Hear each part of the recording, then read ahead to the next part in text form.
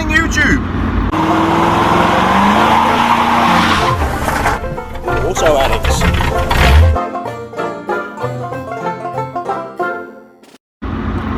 Under this rather foggy Saturday afternoon in lockdown version 3, I'm on my way in the Discovery to see a friend of mine, Scott, who's Morris Minor and Austin 10, you may have seen on the channel before, who's going to do a spot of welding for me. The MOT's due, and as you know, in that back wheel arch, it's the previous bodge has failed, so that's going to need sorting for the MOT. I have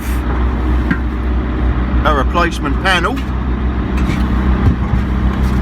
and so yeah, I'm taking the car over to Scott's. I'll leave it there with him, and he can do some weldy. Because if I do it, it will just fall off again.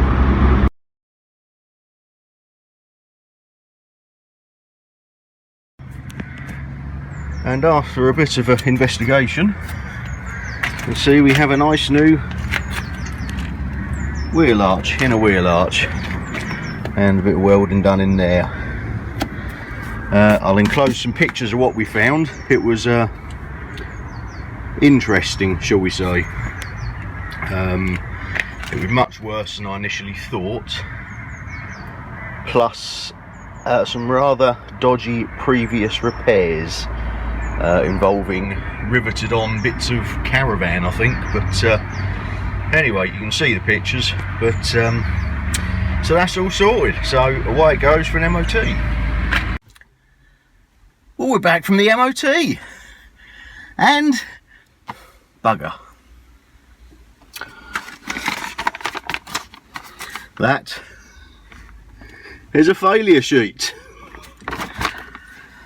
What have we got then? We have dangerous defects, driver seat insecure, and some more welding is going to need to be done. Integral body structure or chassis has excessive corrosion within 30 centimeters of a body mounting near side rear. The same for the offside rear. Near side front wheel bearing has excessive play. A registration lamp inoperative. And the advisories. The offside front wheel bearing has slight play. The near side wheel arch area near a seatbelt mount has corrosion but not considered excessive, so that one that I've just had done on the offside is going to probably need doing next year or the year after on the other side. And a tyre worn close to legal limit over there. So yeah, we're back off over to Scott's, and he can do a bit more welding. Bugger. And as you can see, I've got all the spotlights finally wired up. I did mean to film it, but he didn't miss anything interesting, so a few wires, relay, that's about it really, so nothing too interesting, but they're on, so let's figure out what to do next. So we're back from Scott's. Don't know how well this will show up. Let's put a flash on. So we've had lots of welding done around this rear seat belt mount, sorry, rear body mount. A bit more back there, and much the same over the other side. This exhaust tip has been welded on. Yeah, the front seat has been bolted into place like so. I will just treat this rust, but for now the seat is bolted into place, and obviously the wheel bearings have been sorted. So there we go. Oh dear, the welding's been done. What we got? Let's go back through my list. Ooh, let's peer over the steering wheel. Let's move you down here somewhere, shall we? Let's, hang on. Right, so, back through the list. Driver's seat has been reattached, which was the dangerous one. The rear body mount corrosion has been cut out, welded up. As you saw earlier on in the video, the seatbelt mount in the back has been welded up. Both front wheel bearings have been done. One was only an advisory, but we've done both of them. And the registration lamp sorted. So, not worrying about the seatbelt mount on that side, because that's only an advisory. So we'll worry about that another year. And the tyre, again, it was only an advisory. I have got another wheel with a good tyre on it, but it was leaking at the rim. I've given that to a mate to sort out. If I get it back in time, I'll put it on. If I don't, I won't, but it's only an advisory, so it don't matter. So, yeah. So that's all the MOT stuff, hopefully sorted out. I've got it booked back in again for next Tuesday. Oh, there's a little grey puddy cat. Anyway, this has gone wrong, which is the Rotel RVC 240 UK FMCB radio, which I have in here. There's no transmit, so I think it's probably a low VCO. So while I can't use this, because today is, what's today, 19th, 20th, something like that.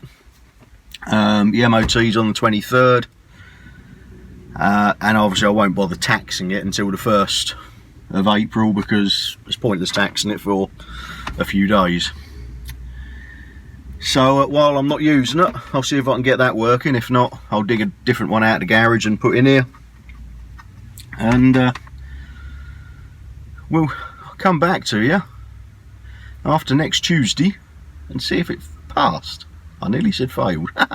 Hopefully not. Hopefully this time it will pass. So cut forward to next Tuesday. And there it goes.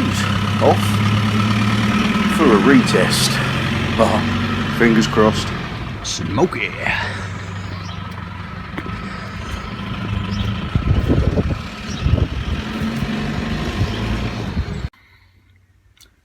So how did it do? You saw it drive off. It's now back. How did it do? Well, let's have a look.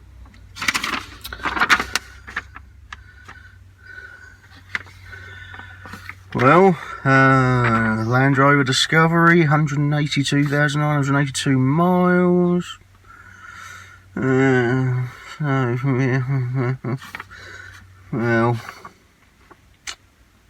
it passed!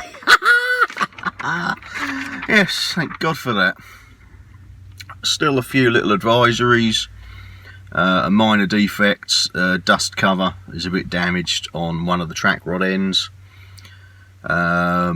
We know about the slight play on the wheel bearings and the tyre close to the legal limit, but the tyre will get sorted as soon as I get the wheel back. Wheel bearings and that track rod end we'll deal with when I have the cam belt done, which will get done as soon as I go back to work and start getting paid again. But we have a pass. So yeah, brilliant. I will tax it. Today is the, what is today? Must be a date on here. Date of test. Today is the 22nd of March. So obviously I'm not going to bother taxing it for, what, a week?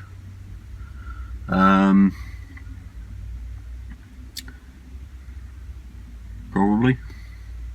Don't know. I might do. We'll see how I feel.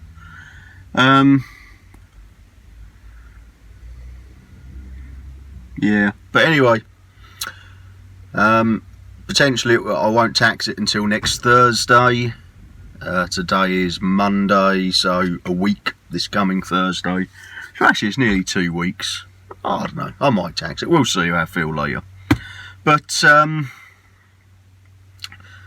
yeah, so all that's left to be said after my slight deranged ramblings while I'm thinking out loud to you people in YouTube land is the usual bit of like, comment, subscribe, share stuff,